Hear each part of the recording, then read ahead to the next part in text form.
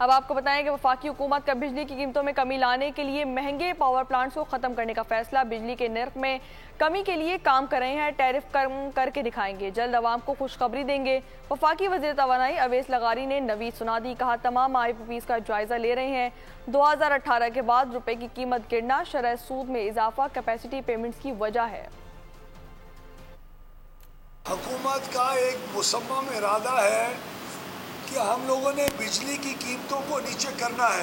آپ کو یہ اچھی خبر ضرور دے دوں کہ چائنا اور پاکستان نے کول کنورژن کو اور ڈیٹ ری پروفائلنگ کو ایک بہت اہم ایشوز کے طور کے اوپر نہ صرف ریکگنائز کیا ہے بلکہ ساتھ مل کے بہت تیزی سے اس کے اوپر انشاءاللہ کام کرنے کا بھی کلیئر اندیا دیا ہے، سرپاس کر کے لوگوں کو سستی بجلی جلد پاکستان کی عوام کو دے گا۔ کیپیسٹی پیمنٹ کا سب سے بڑا بوجھ آپ کے روپے کی قیمت 2018 کے بعد گرنا، آپ کے انٹرسٹ ریٹس اوپر جانا اور معیشت کی گروتھ نہ ہونا، ان تین وجوہات کی وجہ سے کیپیسٹی پیمنٹ آج 18 روپے ہے، ورنہ یہی کیپیسٹی پیمنٹ کم از کم آج 7 سے 8 روپے یونٹ کم ہوتی۔